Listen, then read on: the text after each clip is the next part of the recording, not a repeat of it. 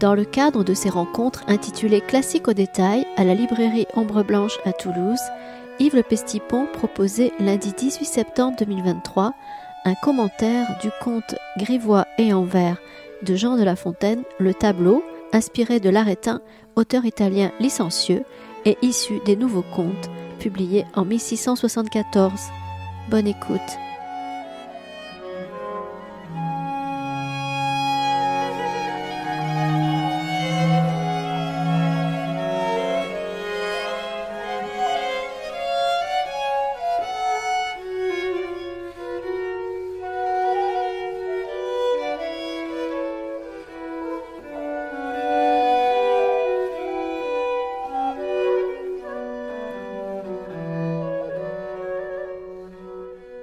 Bienvenue pour cette reprise 2023 des classiques au détail, qui sont comme les années précédentes, et certainement pas pour la suite infinie des siècles, puisqu'il y aura bien un jour où ça s'arrêtera, puisque le monde finira d'être le monde, bien sûr. Donc des explications de textes que je tente de proposer sur des textes de littérature française, ancienne, 16e, 18e siècle. Et l'idée, c'est pas de dépasser la Révolution française, non pas parce que la Révolution française serait une catastrophe, mais parce que c'est un peu un joke qu'on s'est donné. On ne fait pas Lamartine, on ne fait pas Victor Hugo, on ne fait pas Claude Simon, etc. On reste dans les siècles anciens qu'on connaît à la fois très bien et qu'on connaît un peu moins bien. C'est pour ça qu'on a appelé ça aussi classique, avec cette idée de classique au sens un peu d'époque classique, même si on peut discuter sans fin sur la notion de classique. Alors La Fontaine, voilà le classique français par excellence. Il y a sa statue partout, y compris au muséum. Il y en a deux à Toulouse simplement. Dans toutes les villes de France, il y a des statues de La Fontaine. Et tous les élèves de France, et on peut dire de Navarre, un jour ou l'autre, ont récité un bout de fable de La Fontaine et l'apprennent. Voilà un classique aux deux sens du terme. On l'étudie dans les classes. Et c'est un type qui vit à l'époque, en effet, de Louis XIV. On sait qu'il est né en 1621. Il meurt à la fin du XVIIe siècle. Et donc, il se débrouille pour ne pas dépasser, de rentrer dans le XVIIIe siècle. C'est donc ce qu'on appelle un classique contemporain de Racine, de Molière, de Boileau et de tous les autres. Ce classique est connu pour une œuvre vraiment un effet fondamental, qui sont les fables dites de La Fontaine. Tout le monde est capable d'en citer 25 ou 30, parfois un peu plus, mais sur l'ensemble, bon, il y en a beaucoup qui sont peu lus. Et quand on les lit, on s'aperçoit qu'il y en a énormément qui sont très intéressantes, en dehors des 30 fables que plus ou moins tout le monde connaît. Mais l'œuvre de La Fontaine n'est pas connue généralement, c'est un classique partiel, on va dire.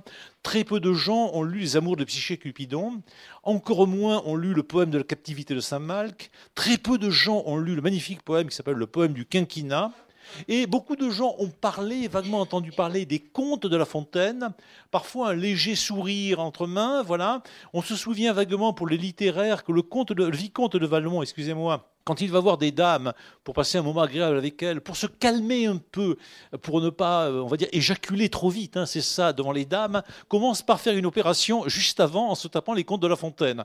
Donc c'était efficace au XVIIIe siècle, ça l'est moins maintenant.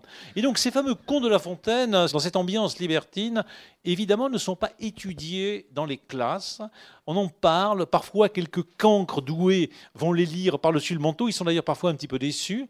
Et c'est tellement à la fois évité qu'à l'agrégation de lettres modernes, de lettres classiques, depuis l'origine des temps, enfin c'est-à-dire depuis 150 ans à peu près que ces concours existent, jamais les contes de La Fontaine n'ont été mis au programme. On préfère mettre quelques bons livres catholiques de tel ou tel, d'ailleurs qui ont grande valeur. On préfère nettement ennuyer les étudiants avec Boileau ou quelques pages de la vie des Saint-Père du désert d'Arnaud d'Andilly. Mais les contes de La Fontaine, gloops, glaps, ils n'y sont pas. Alors les spécialistes de La Fontaine parlent de tout en général, mais les contes rarement. Alors maintenant la mode actuelle, on a même enfin c'est pas une université, d'ailleurs c'est une prof de prépa quelque part du côté de Reims qui prétend démontrer, alors ça fait rire tout le monde, enfin en tout cas moi et un certain nombre de gens, que les contes de La Fontaine sont ultra catholiques, que dessous il y a une philosophie cachée ultra catholique et janséniste.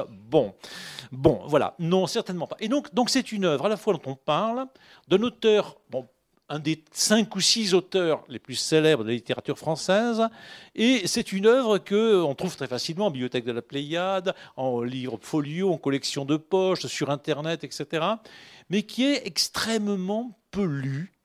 Et quand les gens commencent à la lire, cette œuvre, ils sont parfois un peu déçus, parce qu'ils s'attendent à trouver un truc genre 5 nuances de gris pour certains, d'autres quelques trucs genre le Marquis de Sade, d'autres quelque chose comme Histoire d'eau. Non. Voilà. Et il n'y a même pas la vie sexuelle de Catherine M ou de gens de la Fonde FM, un truc comme ça. Donc on est souvent un petit peu déçu. C'est un effet assez compliqué. Souvent on le dépose parce qu'on se dit, voilà, c'est pas ce que j'attendais, c'est trop compliqué, c'est une langue un peu bizarre et tout et tout. Et du coup on le remet dans les bibliothèques, certes un peu excité, mais pas véritablement. Donc très peu de films porno qui parlent des contes de La Fontaine, etc.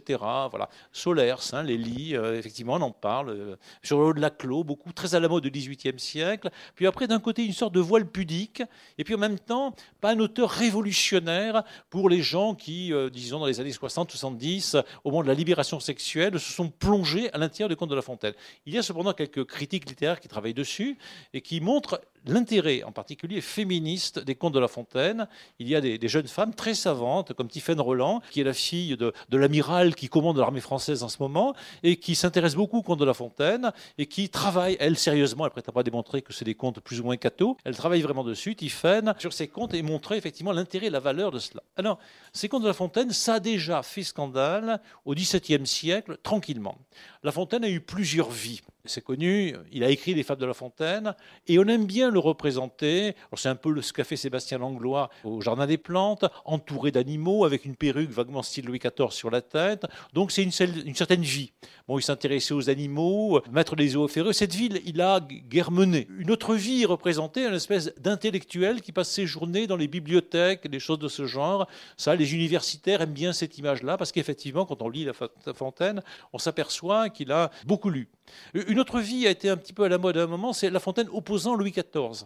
Et en effet, au moment où Louis XIV a fait un tour de coup d'État, a vraiment pris le pouvoir, surintendant Fouquet, qui se voyait bien Premier ministre tranquillement et gouvernait le jeune roi, La Fontaine s'est trouvé dans un autre camp et a effectivement été exilé à Limoges. C'était pas trop grave, mais tout le monde s'est trouvé un petit peu à l'écart et a été toujours un petit peu éloigné de l'Académie française. Il a fini par y entrer, mais avec une certaine difficulté, avec certains retards. Donc il y a le La Fontaine libertin, résistant, non pas anticapitaliste, parce qu'il faut quand même pas exagérer, mais un peu à l'écart, voilà, déjà pré-républicain. C'est comme ça qu'il est représenté à la bibliothèque municipale de Toulouse, où vous avez des frises qui représentent la littérature, comme ça a été fait par la mairie socialiste de Toulouse des années 30. Voilà, véritablement. On a mis là, effectivement, les auteurs, on va dire, de gauche, au XIXe siècle, clairement Zola, Victor Hugo, Lamartine, avec des barbes. Mais pour le XVIIe siècle, on a mis La Fontaine et Molière et aussi Fénelon, parce qu'ils étaient pensés comme des auteurs déjà pré-républicains. Voilà, avant, ils n'étaient surtout pas Bossuet ou des gens de ce genre, qui ne plaisaient pas, ou Pascal, ou Racine, qui était un courtisan affreux. Bon, voilà, pas du tout dans le ton républicain. Donc il y a une autre vie. Et puis, bien sûr, il y a cette vie d'un homme auquel on ne comprend rien. Il se disait lui-même, d'ailleurs, chose légère, papillon du Parnasse, volant de fleur en fleur et de sujet en sujet, etc. Et donc, en effet, il fait un peu de tout dans sa vie. Alors, si je ramène sa vie très rapidement, en 1621, il naît dans une famille relativement bourgeoise, en effet, de Château-Thierry. Quand on voit sa maison, c'est une très belle maison. C'est une sorte de petit hôtel d'Assezat, en plus petit, mais c'est un hôtel Renaissance et XVIIe siècle, magnifique. Il a de l'argent, il fait rien. Il fait rien quand il a 17 ans, 18 ans, 19 ans, 20 ans de particulier. Bon, il écrit vaguement des vers. Bon, manifestement, il joue au jeu, il court les filles. Et quand il arrive à peu près à l'âge de 40 ans, il n'a pas fait grand-chose à part dépenser de l'argent, certainement courir les filles et certainement jouer au jeu. Et d'ailleurs, il est un peu dans une grande incertitude puisque effectivement, il ne fait pas grand-chose. Puis, un deuxième temps de sa vie, à partir des années 1660, où il va devenir un écrivain connu, ça va nous amener à parler des fables et des contes, un écrivain qui va se mettre à écrire dans toutes sortes de directions. C'est pas un jeune écrivain, La Fontaine n'est surtout pas Rimbaud ou quelque chose comme ça, c'est un écrivain de la maturité qui, après une longue adolescence, pendant 20 ans ou 30 ans, se met à écrire des choses qui vont être extrêmement célèbres pour nous, pour l'éternité. Alors, les choses qui l'ont lancé, ce ne sont pas les fables. C'est plutôt les contes, effectivement. Et on va dire le premier des contes qu'il a écrit n'est pas un conte publié dans les livres de contes, c'est une lettre en vers qu'il écrit autour de 1657-58 à une certaine abbesse de Mouzon. Mouzon est un petit patelin du côté de la Champagne. Là, c'était une zone frontalière à l'époque avec l'Espagne, qui était le royaume qui occupait un peu tout ça. Donc, il y avait des guerres permanentes entre les armées de Louis XIII, avant de Henri IV, et puis ça continuait avec Louis XIV. Dans ce coin-là, on se battait. Et Mouzon était à la frontière. Et l'abbesse de Mouzon est censée avoir invité La Fontaine à une petite partie de jambes en l'air dans l'abbaye. Et donc, c'est très bien, voilà, ça commence comme ça, la lettre très révérente mère en Dieu, qui révérente maître guerre, etc. Voilà. Et lui explique que, bon, il ne va pas venir, parce qu'il est vraiment très envieux de venir passer une soirée à l'abbaye avec la révérende mère en Dieu, mais que quant à lui, il a peur, parce que c'est la guerre, vous voyez, un peu comme en Ukraine ou en Syrie ou ailleurs. Et donc lui, qui est un homme léger, il dit « Je suis un homme de Champagne, je n'en veux pas au roi d'Espagne hein, », ce sont les rimes. Mais il craint le Montal, qui est un général espagnol, qui est un peu sévère. Et donc il dit « Bon, écoutez, bon, je ne viens pas ». Il est lâche, hein, voilà. Et Madame de Sévigné, qui était une amie des Bouillons, qui sont les seigneurs de Château-Thierry, ses yeux tombent sur cette lettre. Madame de Sévigné est très jeune, à ce moment-là, elle est très jolie, enfin tout le monde est amoureux d'elle. Elle a réussi à être veuve, c'est-à-dire c'est très bien au XVIIe siècle. Le grand problème, c'est comment être veuve quand on est une femme. Et donc le plus simple, c'est d'attendre que son mari ait une maîtresse très rapide. Donc très rapidement, il se bat avec les autres amants de sa maîtresse, et paf, il est tué par un d'entre eux, ce qui arrive à Madame de Sévigné. Et à ce moment-là, elle est prudente, elle ne se remarie pas. C'est parfait. Donc elle est une femme très belle, très intelligente, etc. Apparemment, elle ne couche pas avec grand monde, mais elle est surtout magnifique. Enfin, et elle repère cet homme de Champagne, ce texte magnifique, elle l'amène à un de ses meilleurs amis, qui était apparemment pas son amant, qui est le surintendant Fouquet, et lui dit « J'ai trouvé un truc là très rigolo ». Et l'autre dit « Mais qui viennent à Vaux-le-Vicomte, le château qui était en train d'instaurer ». Et donc là, effectivement, La Fontaine est invitée pour raconter des histoires un peu olé olé, hein, l'esprit français. Et dans cet esprit-là, assez vite, il se met à écrire des textes, disons, légers, dans une tradition très ancienne, qui vont être publiés autour de 1666-67. Ça sera le premier livre des contes. C'est des textes qui racontent comment des types se tapent des nanas, et puis il y a des curés qui ne pensent qu'à ça, des moines, etc., etc. Succès, scandale.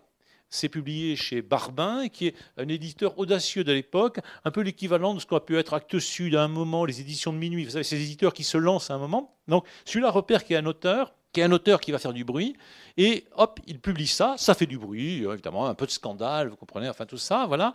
Et puis, juste après, il lance les fables, qui ne font pas scandale, mais qui sont immédiatement repérées, parce que c'est l'auteur à scandale, vous voyez, un peu genre Catherine Millet, un peu un truc comme ça, d'un seul coup, ça fait du bruit, on connaît son nom, et après, clac, elle a pu vendre des bouquins qui étaient, un peu moins sexy que La vie sexuelle de Catherine M. Voilà, et donc avoir une sorte de nouvelle gloire, quelque part. Donc, le premier livre, c'est celui qui fait l'opération, hein, l'offensive, hein, véritablement, et c'est des contes. Mais La Fontaine devient très célèbre avec les contes, alors en France, avec les fables, et en Europe, on traduit, c'est très vite l'homme des fables. Madame de Sévigné adore les fables, tout le monde adore les fables, etc.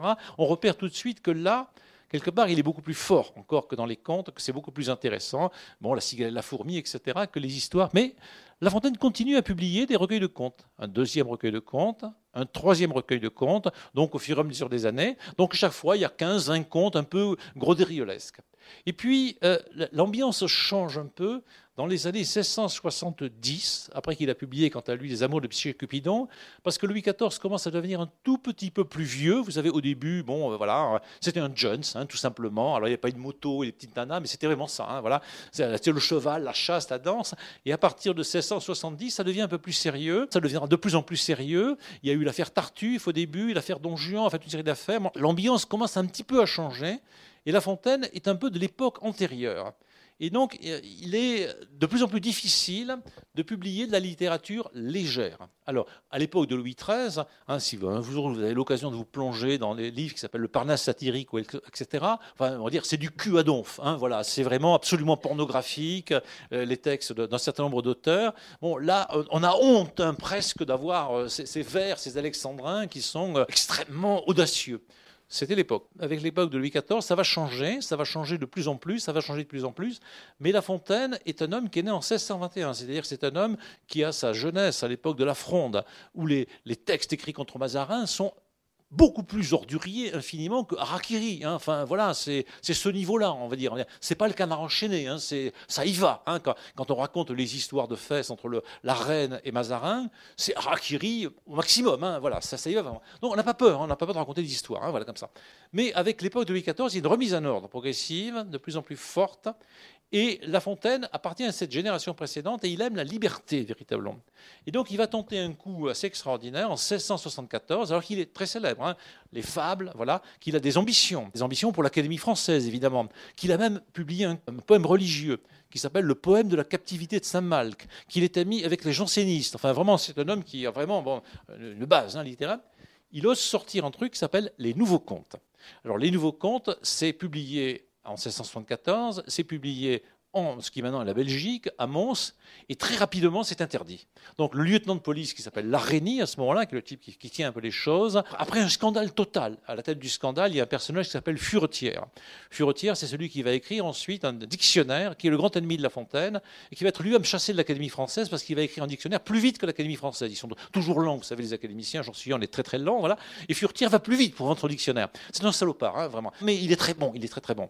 Et donc, il écrit des textes contre les Nouveaux Contes en disant c'est ordurier, c'est infâme, c'est affreux, il faut le condamner, les galères, enfin ça y va, hein. Entre collègues, hein, ça y va. Le lieutenant de police se fait interdire au libraire de vendre ce livre qui est une édition elle-même clandestine. C'est-à-dire que ce n'est pas édité en France, il n'y a pas de privilège du roi, ça se vend sous le manteau, et donc si vous l'avez entre les mains, et surtout si vous le vendez, c'est la tôle et c'est les galères, hein. Enfin c'est direct, hein, voilà.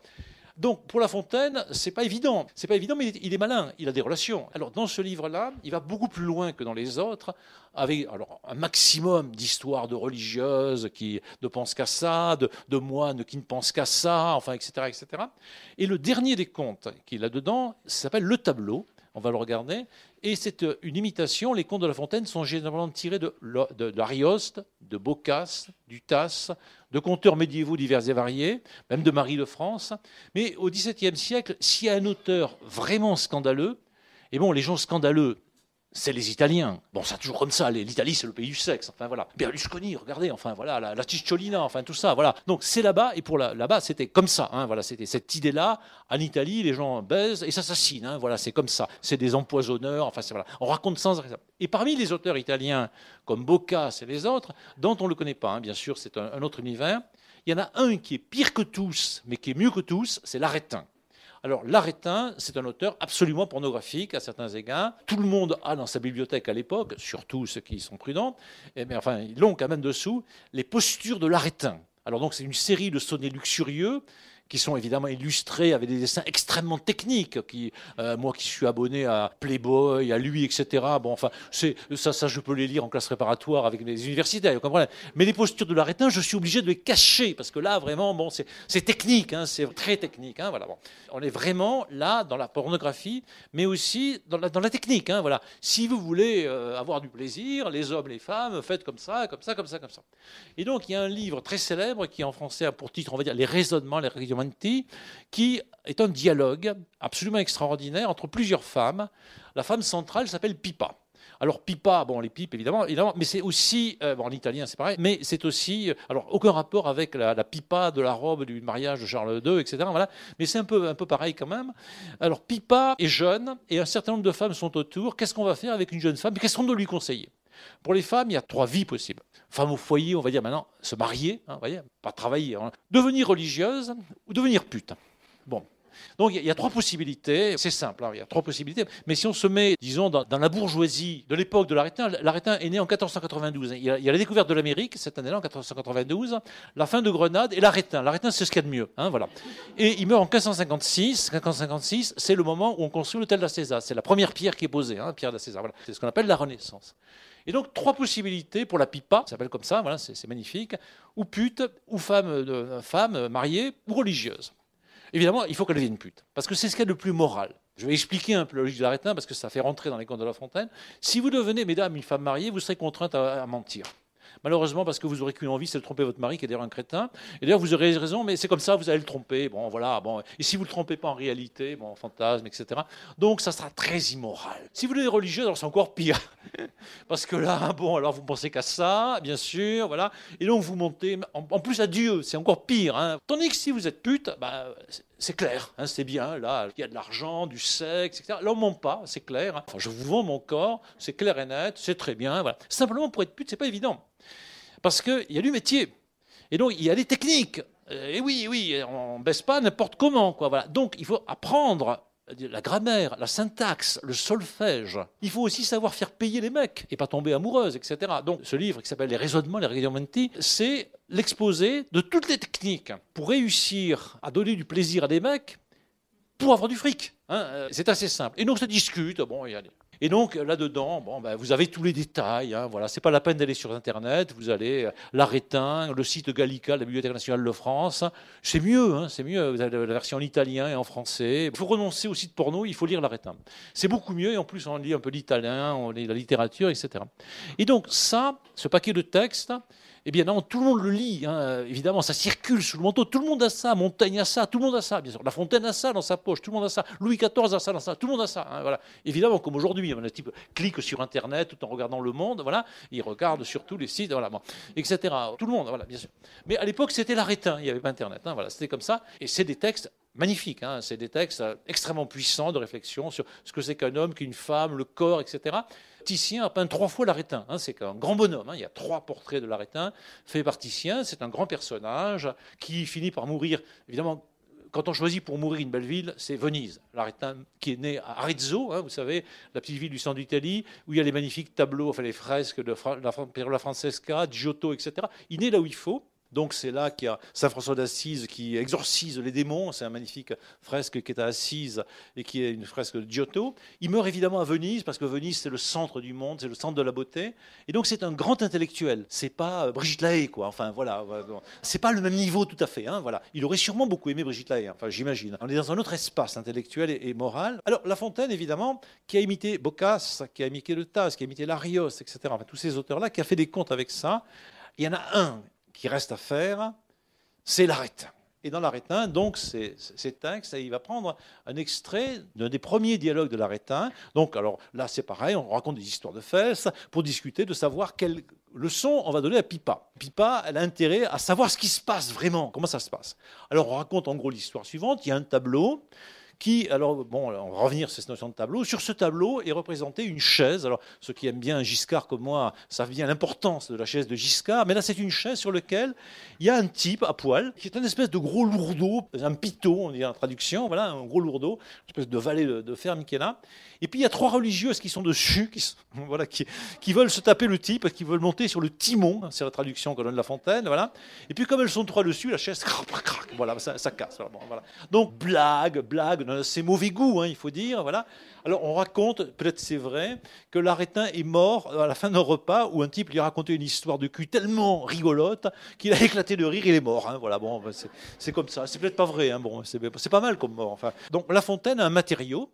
Comme quand il raconte La cigale et la fourmi, le matériau qui vient d'Ésope ou de Phèdre, là, il y a un matériau que son lectorat connaît.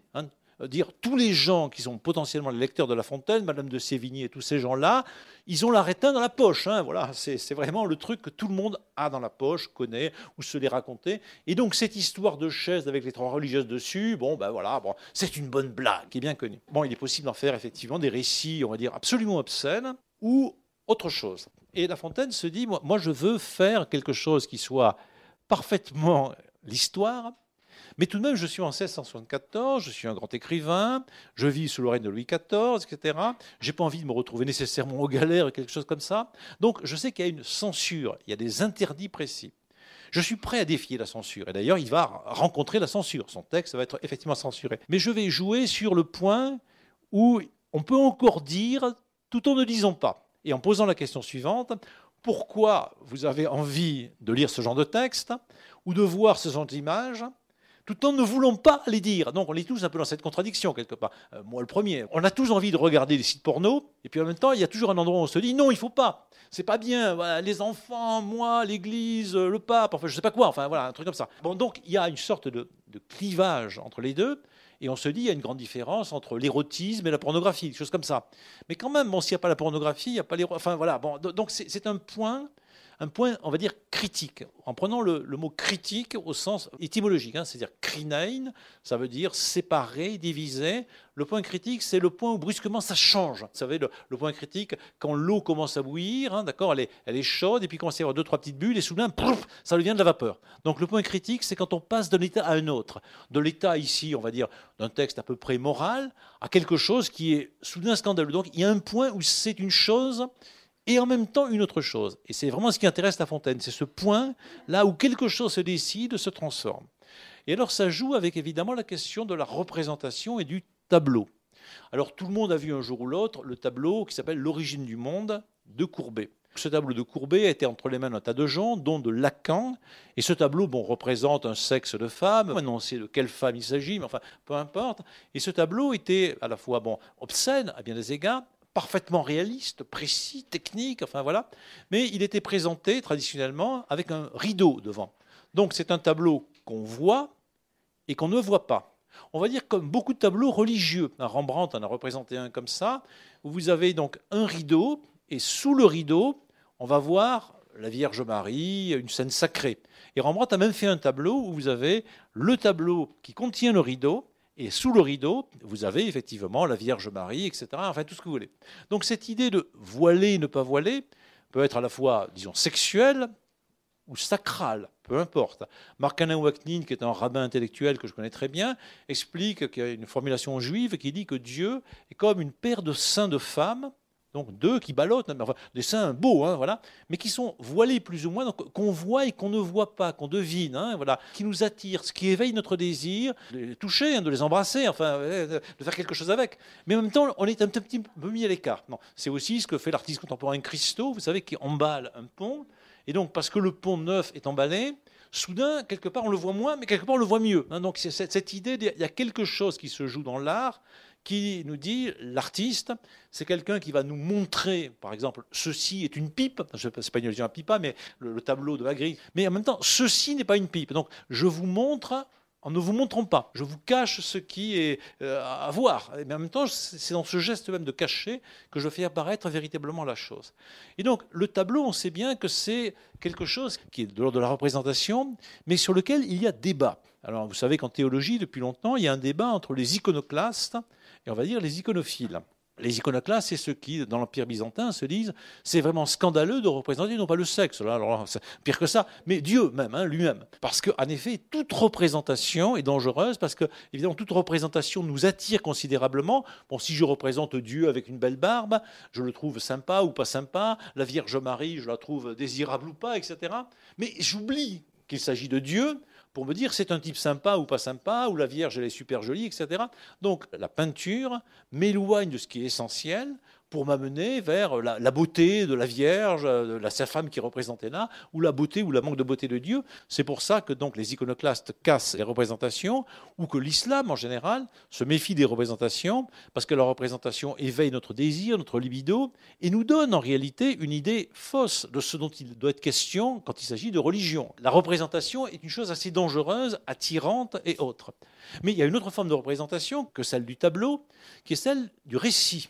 Donc, au lieu de vous montrer le Christ, je vais vous raconter l'histoire du Christ. Alors là, c'est pareil, c'est une représentation. Et la représentation est elle-même attirante. On aime tous avoir des petites histoires qu'on nous raconte, qu'elles soient celles du Christ ou celles de Pippa ou de n'importe qui. Enfin voilà, on aime les histoires.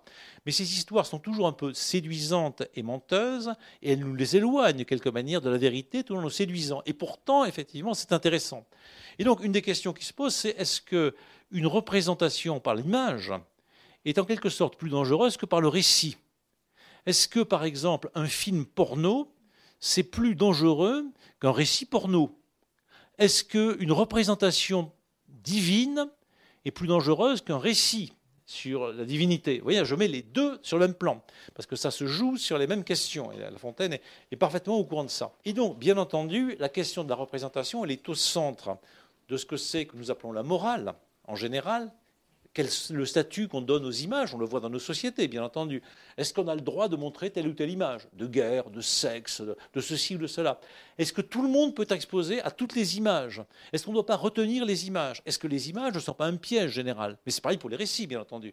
Si les gens passent leur temps à regarder des pin-ups sur Facebook, quelque part, le prof de littérature que je suis, le philosophe plus ou moins, dit mais c'est scandaleux, ils perdent leur temps, les jeunes, à regarder Facebook tout le temps, à regarder des pin-ups ou des jolis garçons, n'importe quoi. Il ferait mieux de lire mon cours. Voilà. Il y a quelque chose là qui... Voilà. L'image est quelque part un peu difficilement défendable. Pour l'homme sérieux, oui, mais on va répondre, mais Titien, mais Véronèse, mais les musées magnifiques. Pareil pour les récits. Mes collègues de maths spé, etc., trouvent que les matheux, il ferait mieux d'écouter des démonstrations mathématiques que de lire des bouquins de n'importe quel auteur, qu'ils soient bons ou mauvais, peu importe. Les mathématiques, c'est du sérieux, c'est pas les petites histoires qu'on raconte, etc. Que l'auteur s'appelle Dante, Solers ou Delhi, ça revient au même, c'est des histoires, voilà, véritablement. Et donc, il y a quelque chose d'un peu suspect dans ces histoires et dans la représentation, mais en même temps, tous, on en veut. tous en envie de voir, comme Podane, par le trou de la serrure. Et donc de regarder ce qui se passe, qui est interdit. Et un des moyens de regarder ce qui se passe par interdit, pour nous c'est Internet, je regarde par le trou de la serrure, je vois X ou Y à poil, très bien, je suis très content. Je sais bien que c'est nul, mais quand même je regarde. Ou alors c'est la littérature. Je regarde dans le trou de la serrure du récit, je vais savoir des choses sur X ou Y. Et donc on est au cœur d'une grande question morale. Et pour La Fontaine, cette grande question morale, c'est plus que la question du sexe, c'est la question de qu'est-ce qu'on peut dire de quoi, et qu'est-ce qu'on peut représenter de quoi, en particulier, autour de cette question du sexe, mais pas seulement. D'où le texte, le poème de La Fontaine s'appelle « Le tableau ».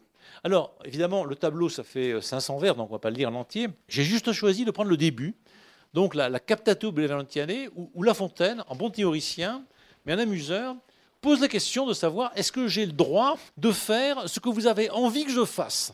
C'est-à-dire de vous raconter cette histoire de chaise et de religieuse que vous connaissez. Vous avez quand même envie, mais vous n'avez pas envie. Enfin, comment je vais faire ? Surtout que, évidemment, je m'adresse à des dames, naturellement, qui sont en principe d'une grande pudeur, d'une grande vertu, enfin, tout ce que vous voulez en ce genre.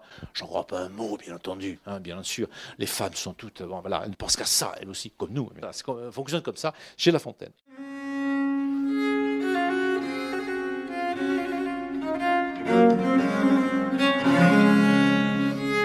Vous écoutez un classique au détail par Yves Le Pestipon, lundi 18 septembre 2023, à la librairie Ombre Blanche à Toulouse et consacré au conte Le Tableau de Jean de La Fontaine.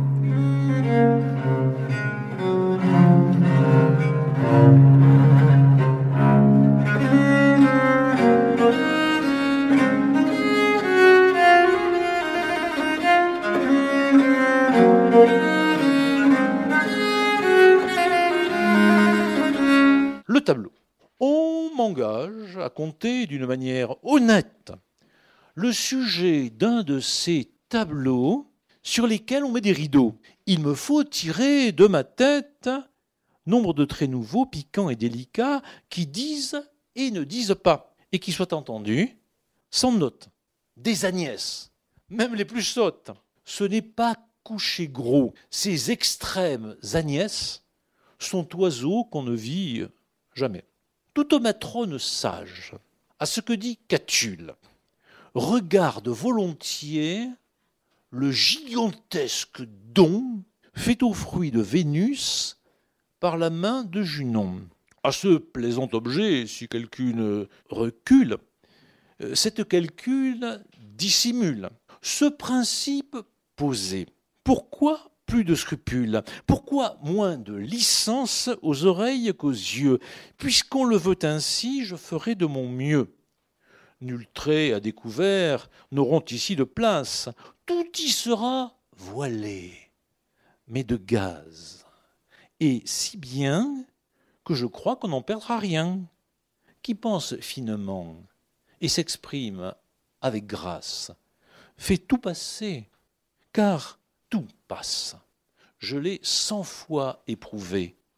Quand le mot est bien trouvé, le sexe en sa faveur à la chose pardonne. C'est un des vers les plus merveilleux de La Fontaine et de la littérature française. Le sexe en sa faveur, la chose pardonne. Il faut se l'apprendre par cœur et le vivre tous les jours. Ce n'est plus elle alors, c'est encore elle pourtant. Vous ne faites rougir personne, et tout le monde vous entend. J'ai besoin aujourd'hui de cet art important. Pourquoi me dira-t-on, puisque sur ces merveilles, le sexe porte l'œil sans toutes ses façons? Je réponds à cela. Chastes sont les oreilles, encore que les yeux soient fripons. Je veux, quoi qu'il en soit, expliquer à des belles cette chaise rompue, et ce rustre tombé. Muse, venez m'aider. Ah, mais vous êtes pucelle, au joli jeu d'amour ne sachant A ni B. Muse, ne bougez donc. Seulement par bonté, dites aux dieux des vers que dans mon entreprise, il est bon qu'ils me favorisent. Ou je dirai quelque sottise qui me fera donner du busque sur les doigts. Le busque, c'est un petit bout de bois ou parfois d'ivoire qui servait à tenir les robes des dames, on va dire les systèmes de soutien-gorge. Et donc c'est un petit bâton, mais un bâton qu'ont les dames. Et si je ne fais pas les trucs très bien, les dames vont plus ou moins se déshabiller et pim, elles vont donner un truc sur le... Voilà. Donc c'est un mot très très lafontainien. C'est un mot technique, rare, précis, très amusant et qui renvoie à quelque chose d'un peu coquin tout en étant un objet tout à fait matériel. Alors là, on voit ce que c'est qu'un grand poète, un grand écrivain. C'est pas quelqu'un qui met juste des mots à côté des autres de manière plus ou moins agréable, mais qui est capable de chercher dans le vocabulaire, comme le fait Proust ou Céline ou bien d'autres, des mots extrêmement précis, techniques, et qui disent exactement ce qu'il veut. C'est à la fois un mot qui va bien dans busque, vous comprenez les sons qui sont là, busquer, busquer, etc. C'est un mot étymologique, c'est le coup de bois, mais c'est aussi un fragment d'un vêtement féminin. Et donc, on voit la dame, tac, voilà, tu vas voir un petit peu si tu fais pas le bon truc, hein, voilà. Et donc, vous avez vu évidemment la masse de jeux de mots qui se promènent là-dessous, bien sûr, les contes qui renvoient aux cons, évidemment. Vous savez, c'est ce qu'on appelle des syllabes sales au XVIIe siècle. Quand il est question de recul, évidemment, c'est pas la peine de faire des notes de bas de page, etc., etc. C'est comme ça, vous savez, Philaminte, enfin, les précieuses ridicules, plutôt, débattent sans fin sur les syllabes sales. Et là, vous en avez une série qui sont là, qui viennent faire clic, clic, clic, clic, clic, hein, voilà, con, cu, con, etc. Voilà, bon. Donc, au cas où on n'a pas fait attention, ça y est dans le texte. Donc, c'est un texte poétique en ce sens-là. Hein, c'est un texte qui travaille vraiment sur la langue française très précisément. Mais c'est pas simplement un ensemble de jeux de mots, évidemment, même s'il y a des choses comme ça. C'est un texte qui est un texte moral, hein, véritablement, de réflexion sur qu'est-ce qu'on fait quand on regarde et si on veut être un petit peu lucide, alors qu'il s'agit de choses qui, quelque part, nous fascinent et nous aveuglent et nous interdisent. On voit bien que c'est un texte écrit à destination d'un public qui est censé connaître ce dont il est question. Cette chaise, alors bon, là il s'agit bien, pour La Fontaine, c'est pas la chaise de Giscard dont il est question, ou c'est pas la chaise sur laquelle je suis assis. C'est la chaise que vous connaissez tous, puisque tous, vous avez lu, bande de petits salauds ou de salopes, enfin si on préfère, c'est plutôt les femmes, toutes vous avez l'arrêtin dans la poche. Alors vous savez bien de quoi il est pas question. Quand il est question des tableaux au début, le sujet d'un de ces tableaux, oh ben vous en avez chez vous, bien sûr, comme tout le monde, évidemment. Voilà. Donc c'est évidemment pas les paysans du fond de l'Ariège, c'est ces dames comme l'âme de Sévigné ou ces messieurs qui sont autour, qui dans leur petit château ont ce genre de choses. Hein. Par exemple, hier on faisait visiter l'hôtel de la César, l'origine du patrimoine. Dedans il y a un personnage que j'aime beaucoup qui s'appelle Guy Dufort de Pibrac. Alors Pibrac est l'auteur de petits quatrains extrêmement rudes sur la façon dont les femmes doivent se comporter avec leur mari de manière très morale. Et Arnolphe demande à Agnès de lire naturellement les quatrains de Pibrac.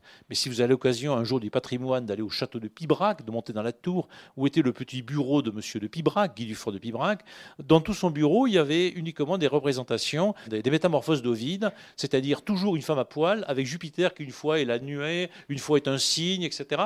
Et donc lui regardait ça comme s'il avait Playboy devant lui. Et puis en même temps il décrivait les dames doivent être très obéissantes à leur mari, etc. Enfin vous voyez, c'est l'ambiance. Voilà, bon, ça n'a pas changé. Bon, c'est toujours pareil. Si j'introduis ça, c'est parce qu'évidemment Agnès apparaît ici dedans. Et bien sûr, c'est l'Agnès, les extrêmes Agnès, de l'école des femmes. Donc Agnès est censée être extrêmement naïve, bien entendu. Mais les extrêmes Agnès, non, ça n'existe pas. Hein, voilà, c'est pas la peine. Et c'est bien ce que dit Molière aussi, bien entendu. Agnès, que l'autre veut absolument naïve, déjà, elle est coquine. Hein, voilà, mais c'est normal, c'est la vie. Agnès a parfaitement compris. Agnès n'est pas un ange, c'est les lettres qui se retournent, mais elle est tout sauf niaise. Et Arnolphe est un idiot de croire qu'en lui faisant lire les quatrains de Pibrac, il en fera une imbécile. Bien entendu, non. Son corps est là, sa vie, son intelligence est là, qui est du côté du désir. Et donc, pour La Fontaine, comme pour Molière, les femmes, c'est pas un reproche, évidemment, les femmes désirent. Alors, désirent quoi? Par exemple, le gigantesque don fait autrefois de Vénus par la main de Junon. Alors là, nous avons une magnifique périphrase. Alors c'est la figure de rhétorique qu'on trouve le plus dans ce texte, on y reviendra un petit peu. La périphrase, c'est l'art de dire par des mots qui font le tour la chose même. Par exemple, au lieu de dire Paris, je vais dire la capitale de la France. La périphrase est en général plus longue. Elle est un moyen parfois d'épuiser une répétition. Mais là, évidemment, dans des textes un peu érotiques, c'est un moyen de voiler de vocabulaire tout en sachant que les gens vont comprendre. Si quelqu'un ne comprend pas, tant pis pour lui. Enfin, c'est grave, mais ça n'existe pas, tout le monde comprend. Alors évidemment, cette périphrase, c'est parce que, bien entendu, Junon est jalouse naturellement de Vénus. Bon, Vénus couche un peu avec tout le monde. Junon est officiellement fidèle. Et donc, elle a un enfant avec une nymphe. Enfin, ça dépend un petit peu. Et cet enfant, c'est Priape. Vénus, elle aime bien son fils Priape. Mais alors Junon, pour se venger, lui fait un sexe gigantesque. Alors tellement énorme que au bout d'un moment, c'est un peu encombrant, quoi. Vous comprenez, voilà. Et donc, il se balade avec son sexe géant. Il a l'air un peu idiot. Évidemment, les auteurs latins et grecs présentent parfois Priape. Et les auteurs de la Renaissance écrivent beaucoup de Priapé. Et quand La Fontaine fait référence à Catulle, ici, pour cette référence, c'est pas de Catulle dont il s'agit. Alors Catulle est un auteur assez sexy de l'époque, disons, d'Auguste. existent. Il y en a d'autres, bien entendu. Tous les textes de Catulle ne sont pas lisibles par les hippocagneux, parfois, voilà. Mais bon, c'est très très bien Catulle. Mais il y a bien pire que Catulle, c'est les priapés, naturellement, voilà, qui sont des textes de cul, hein, voilà, tout simplement. Enfin, voilà, il n'y a pas d'autre terme qu'on peut employer, avec des blagues qu'on se sort. Bon, c'est toujours les mêmes, hein, voilà, depuis toujours, depuis que des siècles existent. Donc, évidemment, on a là une périphrase qui est faite pour des gens, qui comprennent à peu près de quoi il s'agit quand on parle de Vénus, de Junon, de Priape, qui savent à peu près de quoi il s'agit quand on parle de sexe masculin, bien entendu. Mais, bon, mais tout le monde le sait, voilà. Tout le monde le sait, voilà. Les extrêmes derniers n'existent pas. Donc on a un texte qui tout entier va utiliser la figure de la périphrase et aussi la figure de la métaphore. Alors aussi, qu'est-ce que c'est que si la périphrase, c'est la phrase autour d'eux, la métaphore, c'est le discours à côté d'eux. Par exemple, en grec moderne, les métaphoroi, c'est les déménageurs, transporteurs. Hein. Un jour, allant à Cythère, évidemment, j'étais un peu excité par l'idée de la Cythère en Grèce, et il y avait là l'embarquement, et là, il y avait un gros camion de déménageurs qui allait à Cythère sur le petit bateau, et donc le bateau de déménageurs, ça s'appelait le métaphoroi kiteron, donc c'est-à-dire les déménageurs de Cythère. Et là, je comprenais très bien ce que c'est qu'une métaphore, c'est-à-dire un déplacement. Par exemple, si je dis une dame est une rose, ou l'amour c'est du feu, donc je déplace sur la ligne dames, hein, qui ont leurs qualités ou leurs défauts, pour aller dire rose. Et les dames, effectivement, ne sont pas des roses, et les roses ne sont pas des dames, mais hop, je mets un mot à la place d'un autre, et je peux faire une métaphore un peu plus compliquée, filet ou autre. Et donc, la métaphore et la périphrase sont des moyens de déplacer un peu le discours que les poètes, en général, les littérateurs, utilisent particulièrement, soit pour montrer une beauté plus grande, encore autre chose, soit pour éviter de dire tout à fait ce qu'on veut dire, en faisant en sorte que tout le monde le comprend. Bien sûr, si je dis à une dame, je brûle d'amour pour vous, si elle ne comprend pas que c'est une métaphore, elle croit qu'elle va m'incendier, donc elle m'arrose, vous savez, elle sort le jet d'eau, elle m'arrose. Voilà. Donc ça veut dire qu'elle est un peu idiote, mais ça veut dire simplement qu'elle n'a pas compris le jeu de la métaphore. Donc, en général, elles comprennent, parce qu'il y a un certain nombre de métaphores sur lesquelles, culturellement, nous sommes tous à peu près d'accord. Et donc au XVIIe siècle, comme aujourd'hui, bien sûr. Alors, donc, La Fontaine commence son texte par un rappel que ce n'est pas lui qui est à l'initiative du texte. Donc il y a deux manières d'écrire des textes. Il y a une manière qui consiste à dire, écoutez, je fais un livre qui n'eut jamais d'exemple dans l'histoire de la littérature, j'y vais, c'est moi, vous m'embêtez pas, etc. Bon, Rousseau fait ça, mais bien d'autres. Donc je vais vous raconter un truc qui va casser la baraque, et ça sera nouveau. Donc première version. Deuxième version possible, tout à fait différente que d'autres écrivains ont, on va dire, c'est plutôt du côté des classiques de ce point de vue-là. C'est pas moi qui le veux, c'est le public qui le veut. J'y peux rien, c'est comme ça, vous l'avez voulu. C'est la position de Molière, hein, très largement. Les gens veulent, il explique ça dans les préfaces, c'est la position de Racine, ils veulent qu'on leur parle de ceci ou de cela. Donc les femmes, les hommes, pour des raisons diverses et variées, c'est la position aujourd'hui des écrivains actuels, hein, bien entendu. Bon, les femmes veulent qu'on dénonce les hommes qui sont des violeurs. Donc je vais faire un discours, un récit, un roman, un poème, etc., qui va dénoncer cela. La société veut qu'on parle du climat. Et donc je vais vous faire un bouquin sur le climat, etc. Non, c'est une position que les écrivains modernes ont, qui consiste à dire, si je fais quelque chose, c'est parce que la société, pour des raisons XY, me le demande, ou simplement parce qu'elle en a envie. Donc ce n'est pas moi qui vais casser la baraque, c'est vous le voulez. Alors La Fontaine, là, fait un truc un peu mêlé, c'est que je fais ce que vous me demandez, mais vous me le demandez tout en mettant un bémol, en quelque matière. Vous voulez que je raconte de manière honnête le sujet d'un de ces tableaux sur lesquels on met des rideaux. Donc le mot qui fait tension, c'est honnête avec le mot rideau, qui est un peu plus loin. Alors honnête au XVIIe siècle a évidemment le sens actuel de honnête, c'est-à-dire je ne vous vole pas votre téléphone portable ou votre argent, donc je suis irréprochable en gros moralement. Mais honnête a un autre sens, qui est le sens de l'honnête homme, c'est-à-dire un homme plus ou moins élégant, courtois, agréable, poli, civilisé, etc. Pas une brute épaisse, enfin pas un rusto, etc. Et surtout pas comme le rusto qui va... Bon, en fait, les trois religieuses attendent leur amant officiel, hein, voilà. Mais l'amant officiel, vous comprenez, il est occupé, je reviens sur l'arétin, il est un peu occupé, bon, ça arrive, voilà. Et donc, il arrive en retard pour les religieuses. Et les religieuses sont super pressées parce qu'elles veulent baiser, quoi, tout de suite, voilà. Alors, comme il y a un rusto qui est le jardinier du coin, elle se jette dessus sur la chaise, et là, poum. Donc, là, c'est pas honnête, c'est pas courtois. Les religieuses, ça ne peuvent plus, et le rusto, c'est un rusto. Et alors, La Fontaine conclut le conte en disant, voilà, il est possible que l'amant honnête arrive ensuite, mais de toute façon, les religieuses sont tellement excitées qu'elles en voudront un peu plus, hein, voilà, c'est tout. Donc, là, on est dans la barbarie, la sauvagerie, le sexe à donf, enfin, il y a un truc comme ça. L'honnêteté, c'est le contraire. C'est la civilisation, la courtoisie, La prudence, c'est pas exactement la morale au sens le bien le mal. C'est un certain nombre de comportements. Je peux être parfaitement honnête homme et vous volez votre portefeuille. Vous serez courtois, vous serez content, etc. Mais à la fin, vous sortirez, vous direz quel honnête homme, qu'il est agréable, qu'il est gentil, etc. Mais j'ai perdu mon portefeuille. Donc, de manière honnête, ça joue sur les deux, mais surtout sur le second sens. C'est-à-dire une telle manière que vous pourrez l'entendre à l'oreille en bonne société. Madame de Sévigné et ses copines, etc. Madame de Lafayette et Madame de Sévigné étaient très copines. Hein, voilà. Alors, par exemple, si vous avez l'occasion de lire un jour les lettres de Madame de Sévigné, vous avez un passage, moi, que j'adore beaucoup, où donc on est vers 1674, ces deux dames qui sont très jolies, charmantes. Alors, Madame de Sévigné s'est débrouillée pour être veuve, l'autre s'est débrouillée pour avoir son mari qui reste en Auvergne. Donc, elles peuvent discuter entre copines. De quoi elles discutent? Des mecs, évidemment, comme toujours. Et là, le grand moment, elles sont en train de fabriquer une liqueur de vipère. Donc, vous mettez dans la liqueur des vipères et vous laissez marminer. Après, c'est bon, voilà. Donc, et alors là, elles discutent sur leurs copains, voilà, sur les hommes, etc. Donc, c'est un peu terrible. Donc, là, vous avez Madame de Sévigné, Madame de Lafayette. Donc, on est dans une ambiance assez glauque, enfin, vous voyez, enfin, comme ça, mais très amusante, hein, bien sûr. Ces dames, c'est la grande société. Elles font leur petite préparation. Ça, c'est les lectrices, évidemment, de La Fontaine. Hein, voilà. Ils sont amis hein, avec ces gens-là. C'est-à-dire des gens, des femmes qui savent très bien de quoi elles parlent quand elles parlent des hommes. Elles ne se font pas beaucoup d'illusions. Elles ont beaucoup de culture. Et donc, elles sont honnêtes. Leur lectorat est honnête, ce qui ne veut pas dire qu'elles soient exactement morales. Hein, au sens du 19e siècle, etc. Voilà. On est dans l'honnêteté. Et donc, on attend une manière honnête de raconter, c'est-à-dire qui disent sans dire tout à fait.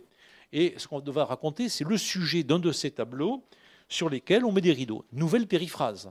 Au lieu de dire le sujet de l'origine du monde, où à l'époque il y avait des tableaux équivalents, scandaleux, il y en avait tant qu'on voulait, pas dans les musées, il n'y a pas de musée, mais dans les collections privées, tout le monde, enfin voilà, c'est comme ça, on savait bien de quoi il s'agissait, bien entendu, on les montre parfois, hein, voilà, mais on les montre un peu rarement. Donc c'est ces tableaux sur lesquels on met des rideaux, tout le monde sait bien de quoi il s'agit.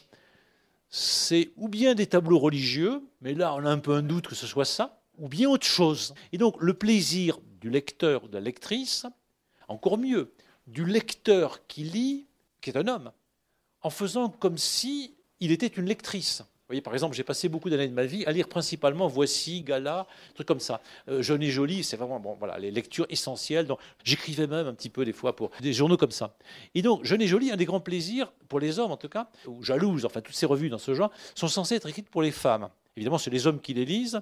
Et en plus, donc le plaisir, c'est de lire des revues faites pour les femmes et d'être des hommes. Mais en plus, c'est souvent des hommes qui les écrivent, bien entendu. Hein, voilà.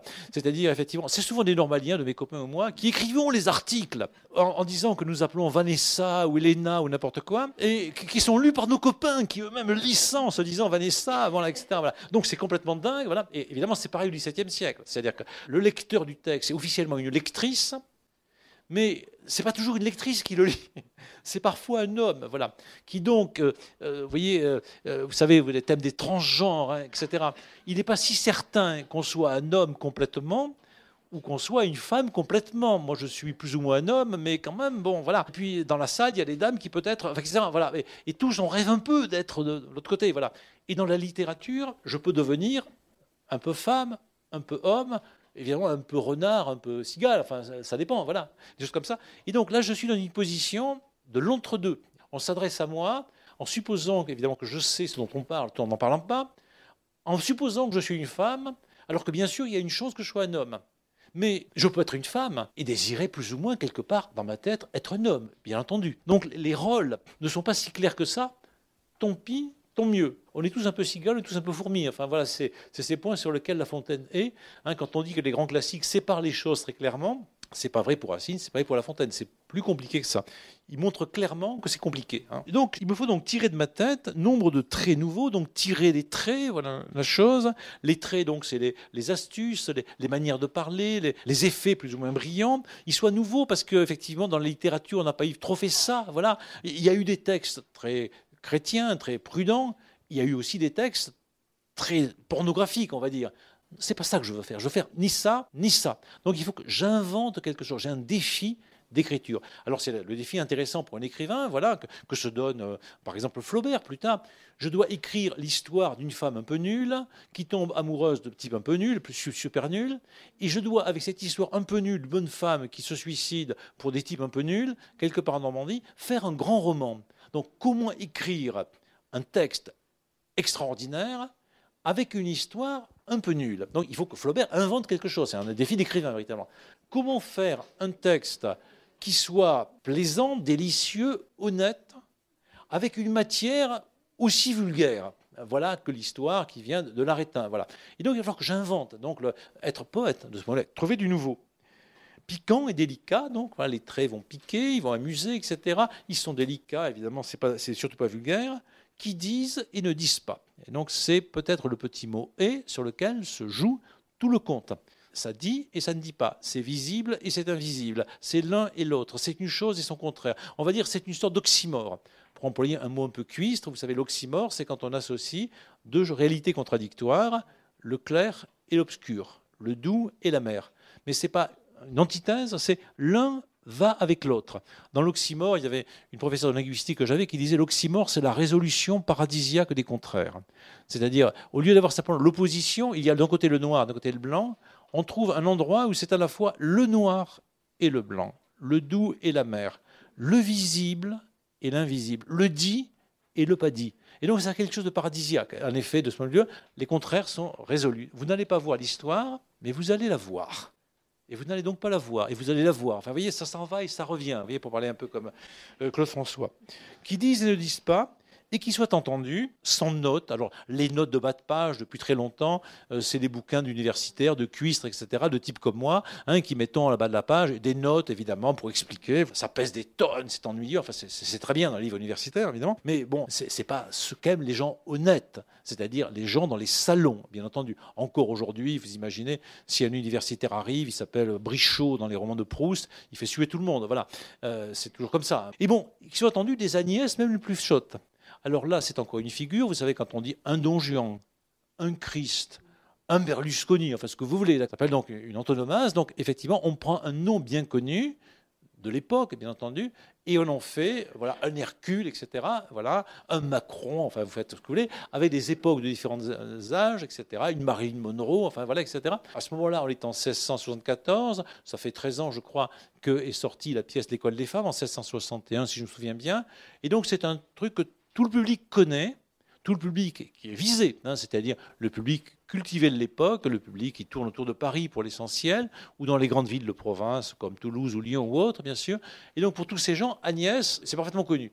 Donc comme aujourd'hui, il y a des personnages de cinéma que nous connaissons tous. Et donc pour les historiens de la littérature, c'est intéressant ce genre de blague, parce que ça montre bien qu'effectivement, 13 ans après la première de l'École des femmes, La Fontaine n'a pas besoin de mettre une note. Voilà. Tout le monde sait bien ce que c'est qu'une Agnès. Donc, les Agnès, même les plus sottes. Et ce n'est pas coucher gros. Alors, coucher, c'est aussi un jeu de mots, parce qu'évidemment, c'est pas longtemps, je me suis couché de bonne heure, mais depuis le XVIIe siècle, depuis le XVIe, on sait ce que ça veut dire coucher avec moi, madame, voilà, un truc comme ça. Mais en même temps, c'est une affaire de pari. C'est-à-dire, effectivement, sur la table, je vais coucher, parier des pistoles contre ceci ou cela. Et donc, au bout du compte, si je parie trop gros, effectivement, je vais être une sorte de hableur qui prend des risques. Et donc, coucher, ça veut dire se vanter aussi. Donc, c'est à la fois coucher au sens de coucher, voilà, qui est toujours le même, voilà, qu'on trouve chez Rabelais et bien avant. C'est aussi mettre de l'argent sur la table, mais aussi se vanter. Non, ce n'est pas se vanter, parce que, évidemment, des Agnès comme ça, il n'y en a pas.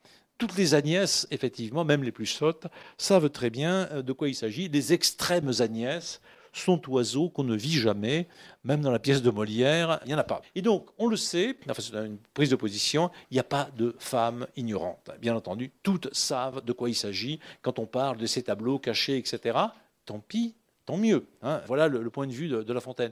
Il n'y a pas de virginité stupide intégrale qui existe en nature.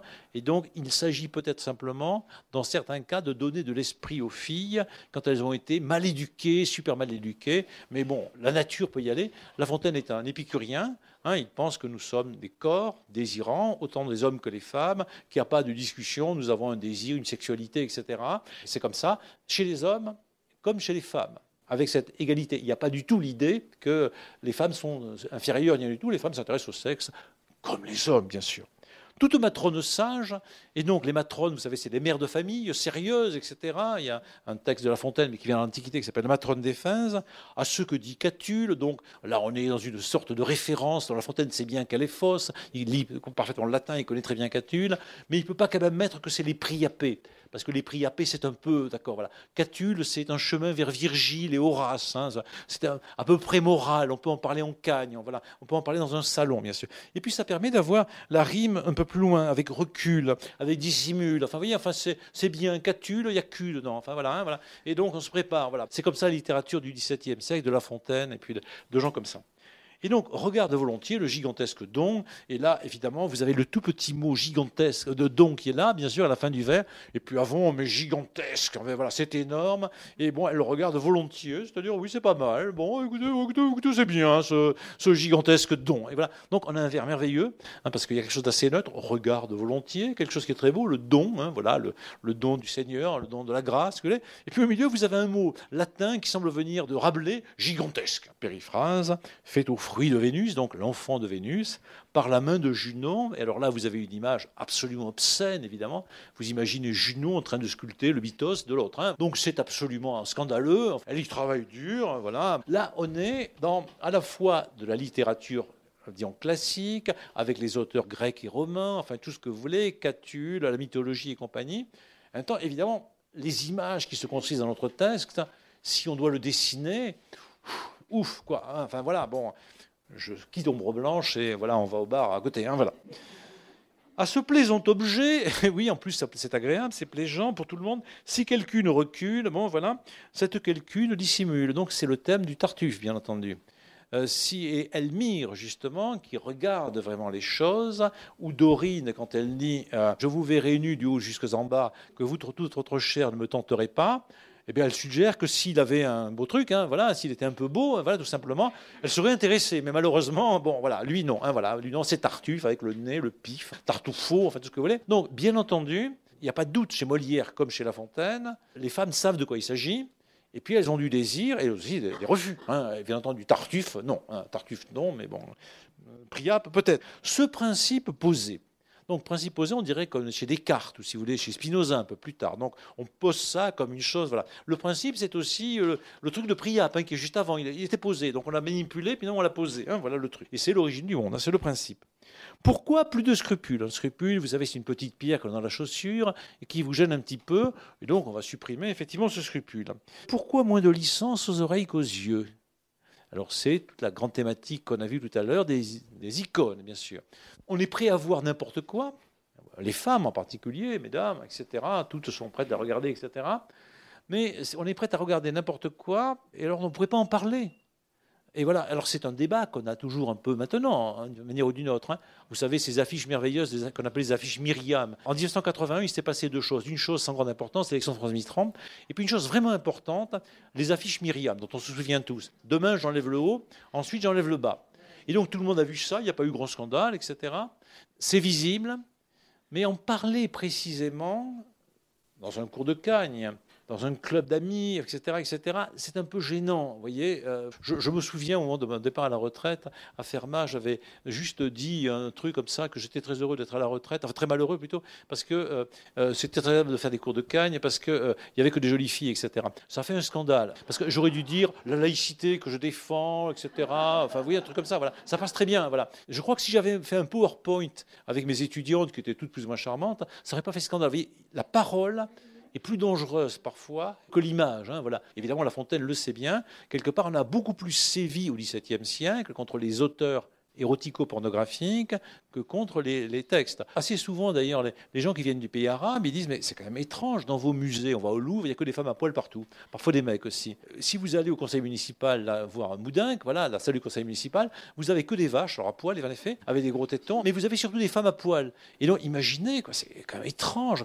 Moudinque, Cohen, Baudis, etc., ils font leur décision municipale, alors on va augmenter la taxe foncière, on va aménager des cimetières, et il y a des tétons partout. C'est très étrange. Vous allez au Jardin des Plantes, heureusement la Fontaine est habillée, mais tous les deux sont à poil. Et donc, personne n'est scandalisé, voilà, c'est comme ça. Et si on commence à dire, il y a des jolis culs, etc., et il y a les enfants partout, voilà. Alors, vous voyez, c'est sur ce point-là que se place La Fontaine. Comment ça se fait? Alors, au XVIIe siècle, évidemment, toutes les galeries des palais sont pleines d'images de Vénus et de trucs comme ça. Vous voyez, Louis XIV se fait représenter lui-même, bon, quelque peu déshabillé, enfin bien sûr, avec des pin-up autour. Vous avez le Goudouli, qui, vous savez, alors qui est du 19e siècle, place Wilson, c'est un scandale. Vous avez un homme qui est habillé en tenue de mousquetaire, c'est le grand poète français du 17e siècle, toulousain Goudouli, et à ses pieds, vous avez une femme à poil. Et personne ne s'interroge, on passe, t'as une femme à poil, elle est là, bon, voilà, au pied d'un homme, voilà, bon, c'est normal. Mais si on commence à le dire et en parler, la poésie exige des femmes à poil devant. Enfin voilà, tout aussitôt, si le prof de Cagne, comment dire, vous voyez, voilà. Et donc, La Fontaine est sur ce point précis. Qu'est-ce qui se passe dans l'interdit entre l'image et la parole?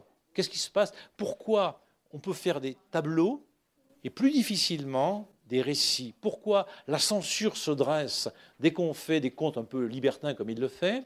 Et puis les galeries des glaces ou les salles à côté sont pleines de Vénus, d'Aphrodite, enfin, etc., etc. Enfin, vous voyez, c'est la question qui pose. Et elle se pose toujours pour nous, hein, en termes un peu analogues. Puisqu'on le veut ainsi, je ferai de mon mieux. Nuls traits à découvert n'auront aussi la place. Tout y sera voilé, mais de gaz. Alors la gaze est un produit qui vient d'Orient. C'est probablement l'origine de la bande de Gaza. Enfin, c'est Gaza. Donc on fabrique un tissu avec des fils un peu larges. Ça vient par l'Italie, enfin par Venise, etc. Et donc ça permet effectivement de s'habiller en montrant tout en ne montrant pas. À l'époque, la gaze ne sert pas pour la médecine. Hein, c'est juste un élément de décoration qu'on voit arriver à grand prix sur les tableaux de la Renaissance. Et donc on voit et on ne voit pas. On cache un petit peu le corset des dames, etc. Donc la gaze, c'est techniquement de mieux à l'époque pour voir et ne pas voir. Alors c'est aussi intéressant que le busque à la fin, parce que c'est un mot technique à l'époque, un mot moderne, un mot que n'aurait pas employé, je ne sais pas, Chrétien de Troyes ou des gens comme ça, voilà, parce que tout simplement ça n'existe pas. Et donc le conte qui est là est un conte vraiment du XVIIe, écrit pour un public du XVIIe siècle, avec les outils, les matériels du XVIIe. On connaît l'Antiquité gréco-romaine, et on parle maintenant, aujourd'hui, de ces tableaux qui existent, qui n'existaient pas, bon, au XIIe siècle, évidemment, ces tableaux, on voit, on ne voit pas, bon, ça n'existait pas. Et donc tout y sera voilé de gaz, et si bien que je crois qu'on n'en perdra rien. Je crois, voilà. Probablement, c'est pas sûr, hein, voilà, c'est possible. Qui pense finement et s'exprime avec grâce fera tout passer, car tout passe. Alors vous savez que le Printemps des poètes, tous les ans, a une thématique, toujours parfois un petit peu étrange. Cette année, la thématique, c'est la grâce. La grâce, vous savez, ça a plein de sens, puisqu'à la fois, donc, c'est la grâce que Dieu nous fait, hein, qui peut être la grâce efficace pour les jansénistes. Soudain, clac, je suis converti, d'un seul coup, ça tombe sur moi, voilà. Donc, je dis merci, Ave Maria, Gracia, ex plena, voilà. C'est aussi quelque chose qui n'est pas la beauté, mais qui est plus que la beauté. Il y a une définition de La Fontaine qui dit « la grâce est plus belle encore que la beauté ». Et donc, la grâce, on ne sait pas très bien ce que c'est. C'est quelque chose de désirable, qui nous enchante, qui nous émerveille, qui se dérobe quand elle est là sous les yeux. Et donc, effectivement, la grâce ne se calcule pas. Et pourtant, on peut en quelque façon nécessairement la calculer. C'est la grâce à rapport avec la gaze. Et vous voyez que les deux mots ont quelque chose, hein, c'est une sorte de paronomase. Les deux mots se ressemblent un petit peu. La grâce a quelque chose à voir avec quelque chose de léger, qu'on touche à peine, qui passe et tout. Il y a un conte, enfin une partie de Psyché de La Fontaine qui oppose deux femmes dont l'une est absolument belle, mais au fond un peu ennuyeuse, que tout le monde regarde et admire. Évidemment, elle est très belle, bon, nue bien sûr, enfin voilà, on la regarde, voilà. Et puis à côté, il y a une autre qui est gracieuse, et tout le monde très rapidement est enchanté par la gracieuse qui parle bien, qui s'agite un petit peu, voilà. Mais difficile de définir, mais simplement la grâce se renouvelle sans arrêt. La grâce, c'est l'art que vise à avoir La Fontaine, bien entendu, dans les fables, mais aussi dans les contes. Et donc très difficile d'avoir de la grâce quand il s'agit, je dirais presque par un mauvais jeu de mots, de graisse, c'est-à-dire de corps, de fesses, de chaises qui s'effondrent, enfin de trucs comme ça. Voilà. Ce n'est pas évident du tout. Mais c'est pareil dans les fables. C'est pas évident d'avoir de la grâce en parlant de la cigale, de la fourmi, du corbeau et du renard, qui sont des animaux vulgaires, avec des histoires de fric, de possession, de fromage, etc. Comment faire pour avoir de la grâce alors qu'on est sur des sujets effectivement triviaux, véritablement. Donc le travail de La Fontaine, c'est un grand travail d'écrivain. C'est pas faire de la grâce avec des choses gracieuses. Vous savez, quand j'étais au lycée, on avait tous plus ou moins dans les chambres, et les filles aussi, des photos d'un photographe qui s'appelait Hamilton, qui maintenant a été mis plus ou moins en prison ou condamné. Enfin, il est mort maintenant parce que bon, il était un peu, enfin, je crois qu'il était pas mal pédophile sur les bords. Et donc, il montrait des jeunes filles très jolies, anglaises, avec une espèce de voile un petit peu gracieux. Alors, c'était un érotisme ultra soft qui faisait rêver. Et à l'époque, bon, ça plaisait beaucoup. Et donc, c'était de la grâce avec de la grâce. Mais artistiquement, c'est nul. Enfin, en dehors des questions morales que ça peut poser, c'est juste joli. Enfin, avec des très jolies filles, très jeunes de 14 ans, en mettant un peu de l'UV devant, etc.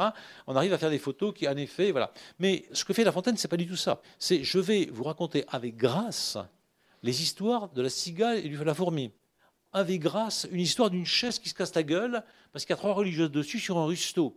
Et donc là est le travail, c'est très différent. On ne va pas nous expliquer que les religieuses sont jolies, charmantes, que la chaise est merveilleuse. Non, non, elle se casse. Vraiment, voilà, c'est pas terrible comme histoire. C'est une grosse blague. Voilà. Et donc, tout peut passer ainsi, car tout passe. Je l'ai 100 fois éprouvé. Quand le mot est bien trouvé, le sexe en sa faveur, la chose pardonne. Donc le sexe, c'est les femmes, en réalité. Évidemment, c'est aussi le sexe. Voilà. Il y a un magnifique vers de La Fontaine dans un autre conte où il dit « J'ouvre l'esprit et rends le sexe habile ». Alors le sexe, c'est les femmes, c'est-à-dire que je leur apprends, j'ouvre l'esprit, on va dire intelligente, on va dire, voilà, davantage, et je les rends habiles. Parce que la question de La Fontaine, c'est que beaucoup de femmes ne sont pas habiles. C'est-à-dire elles sont mal éduquées à aimer. Et à aimer, on va dire techniquement, c'est la grande question de l'arétin. Il ne suffit pas simplement de dire « Ah, je t'aime, tu es beau, tu as une belle cravate, tu as de beaux yeux ». Il faut savoir aussi faire un truc avec les hommes, mais aussi avec les femmes. Donc ça s'apprend quelque part, voilà. Ça s'apprend. Et donc il y a des femmes qui le savent peut-être plus naturellement, et d'autres un peu moins, voilà. Et donc pour La Fontaine, la littérature est une école d'éducation pour éduquer les hommes, bien sûr, à comprendre que les femmes ne sont pas juste l'espèce de trucs qu'on manipule comme on peut, et que les femmes aussi, évidemment. Et donc ça, c'est le cœur de la préciosité. Parce qu'en effet, qu'est-ce que c'est que la préciosité? C'est un moment où les types revenaient de la guerre, on faisait la guerre tout l'été, et l'hiver, ils revenaient un peu dans les châteaux, à la cour, hein, donc c'était des brutes, hein, D'Artagnan et ses copains, enfin, c'était des brutasses. Et donc, ils se jetaient sur les bonnes femmes, allez, on y va, bon, voilà. Mais les dames leur expliquent, mais non, on va apprendre la littérature, on va apprendre à parler, on va se cultiver ensemble, parce que nous, ça nous plaît, mais vous aussi. Et voilà, bon, enfin, voilà, c'est ça la préciosité. C'est une transformation des hommes et des femmes qui ne sont pas des prudes. Il n'est pas question de ça du tout. Il est question de vivre humainement l'amour. Et donc, je rends le sexe habile. Et donc, là aussi, c'est la même chose dans les contes de La Fontaine. C'est vraiment ça. Les femmes, naturellement, ont des désirs, comme les hommes. Mais c'est bien qu'elles s'éduquent en lisant des contes. Parce que les hommes vont y gagner, mais les femmes aussi. Hein. Voilà un peu l'idée. Quand le mot est bien trouvé, le sexe en sa faveur, la chose pardonne. Et pourquoi elle ne le pardonnerait pas? Et donc, le sexe est peut-être aussi bon que Dieu. Hein, le sexe féminin, mais le sexe en général. Parce que qu'est-ce qui nous pardonne? C'est Dieu, en principe, hein, quand on est chrétien. Eh bien, quand la chose est bien trouvée, le sexe en sa faveur, à la chose pardonne. Là, on est dans un truc qui se déploie à la fois sur le pan du corps, de la sexualité, etc., mais sur la question du pardon. Parce qu'en effet, peut-être il y a une possibilité de pardonner parfois une certaine audace. Le monsieur qui va dire à la dame « vous avez de beaux yeux, tu sais », qui va un peu exagérer dans le truc, etc. Mais si la chose est bien trouvée, si le type ne dit pas simplement « t'as un joli cul », enfin voilà, un truc comme ça, mais qui va trouver une belle image, une belle métaphore, la dame sait bien de quoi il s'agit peut-être, ou le monsieur. Mais si la chose est bien trouvée, que voilà, il y a des choses à faire mieux que ne faisait Berlusconi ou Trump, hein, voilà. Ce n'est plus elle alors. Bien sûr, c'est elle encore, pourtant. Voilà, ce n'est plus elle, c'est elle, trait d'elle, ça revient, etc. Vous ne faites rougir personne et tout le monde vous entend.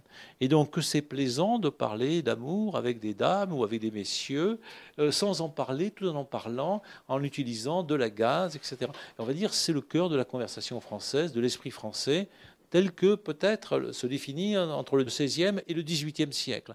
C'est-à-dire cette capacité à parler entre des hommes et des femmes de sujets, on a envie de dire, un petit peu hautes, sans que ça finisse nécessairement par tous obligatoires ou en beuverie. Et donc c'est ce point très précis qu'admirent parfois certains étrangers. Je me souviens de quelques rencontres parfois où des gens qui viennent d'ailleurs sont étonnés de voir à quel point les hommes et les dames en France peuvent librement dire aux dames, t'as de beaux yeux, tu sais, sans qu'immédiatement ce soit la partouze. Et les messieurs peuvent recevoir des dames des compliments. Donc c'est précisément ce point où se situe le conte de La Fontaine. Un point extrêmement dangereux. Parce qu'à chaque bout, si on est un peu trop coincé ou peut-être un peu trop libre. Voilà, c'est ce point précis. C'est le point du « et ». Hein, qui est là, et La Fontaine se met toujours sur ce point du « et » dans les fables, la cigale et la fourmi, le corbeau et le renard. Comment faire l'accord entre les deux? J'ai besoin aujourd'hui de cet art important de savoir dire. Et il ne met pas un mot faible, c'est un art important. Ce n'est pas rien, ce n'est pas de la littérature secondaire, ce n'est pas de la littérature nulle. La littérature érotique pour lui, c'est-à-dire qui explique aux gens ce que c'est que l'amour au sens physique, et qui puisse être entendu par des gens cultivés, de bonne société, etc., c'est un art important. Ce n'est pas quelque chose qui est secondaire. Alors, c'est de ce point de vue un des grands textes de la littérature érotique, parce que souvent la littérature érotique dit « c'est nul ce qu'on fait ». C'est obscène. Mais non, non, là, pour lui, c'est un art important. Et dans les amours de Psyché et de Cupidon, il y a Psyché qui est interdit de lire des livres, et soudain, un vieillard arrive en lui disant « Mais non, lisez des livres, parce que vous allez apprendre à faire l'amour. » Enfin, voilà, c'est l'idée. Et donc, c'est un art tout à fait important, la littérature. J'ai besoin aujourd'hui, c'est un art important. Pourquoi, me dira-t-on, puisque sur ces merveilles. Donc, les merveilles, c'est la sexualité, hein, c'est le gigantesque don, et puis bon, l'équivalent chez les femmes. Enfin, voilà. C'est de ça dont il est question. Donc, c'est des merveilles, hein, véritablement. Le sexe porte l'œil dans toutes ses façons. Dans toutes ses façons, donc voilà, le sexe, c'est les femmes, bien entendu, mais aussi, évidemment, c'est merveilleux parce que c'est le sexe qui porte l'œil. Et donc là, vous avez une image extraordinaire, hein, le sexe qui porte l'œil. Là, tenter de le représenter, c'est assez beau. Je réponds à cela. Chastes sont ses oreilles, les oreilles du sexe, évidemment. Alors vous pensez peut-être à Agnès, les enfants qu'on fait, on les fait par l'oreille, enfin tout ça. La Vierge Marie qui est pénétrée dans le spermadéi par l'oreille, bien entendu, etc. Enfin tous ces trucs-là. Les chastes sont les oreilles. Oui, encore que les yeux soient fripons. Et donc la Vierge Marie, peut-être, ses oreilles sont ça passe par là. Mais les yeux sont fripons. Elle trouve peut-être que l'ange est un peu joli. Voilà. Je veux, quoi qu'il en soit, expliquer à des belles cette chaise rompue. Alors tout le monde le sait. Bon, la chaise rompue, on sait bien de quoi il s'agit. C'est la chaise du bouquin que vous avez dans la poche, mesdames ou messieurs, d'accord, et que vous allez sortir rapidement. Voilà. Et ce rustre tombé, vous savez très bien qui c'est, bien sûr. C'est ce conte de l'Arétin que vous dites en public que vous ne lisez pas, et moi je sais que vous l'avez dans la poche, bien entendu, comme aujourd'hui d'autres livres. Bon, pour faire de la littérature, il faudrait que j'appelle les muses.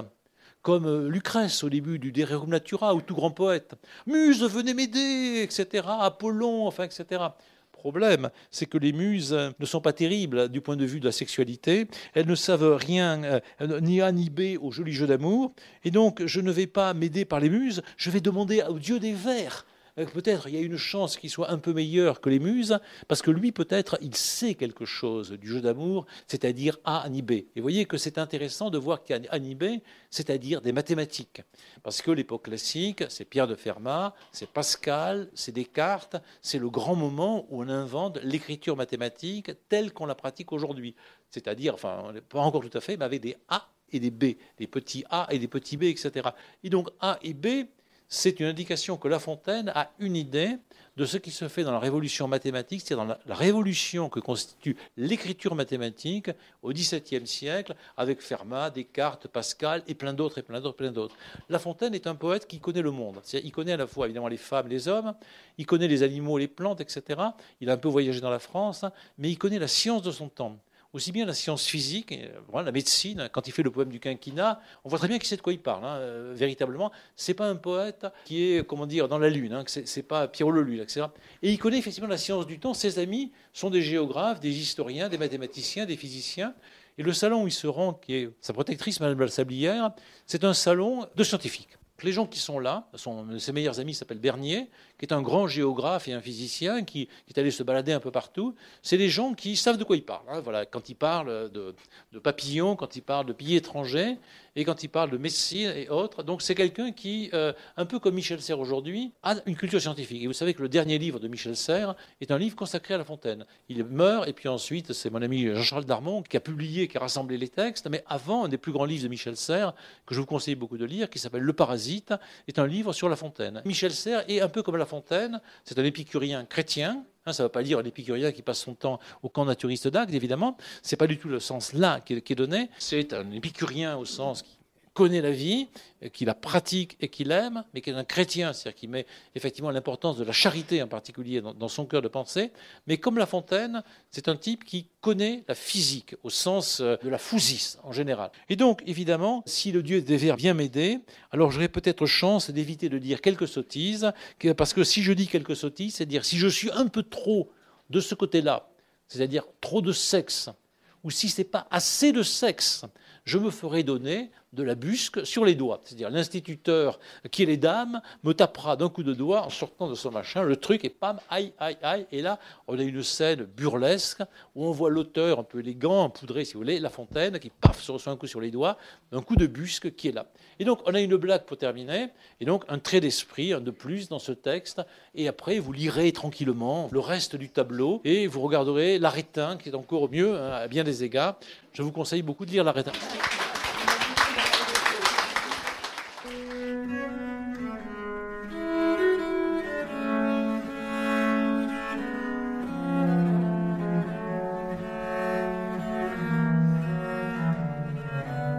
C'était Yves Le Pestipon à la librairie Ombre Blanche le 18 septembre 2023 lors d'un classique au détail consacré au conte de Jean de La Fontaine, le tableau issu du recueil Les Nouveaux Contes publié en 1674. Réalisation et mise en onde Radio avec Radio Plus et Radio Terre.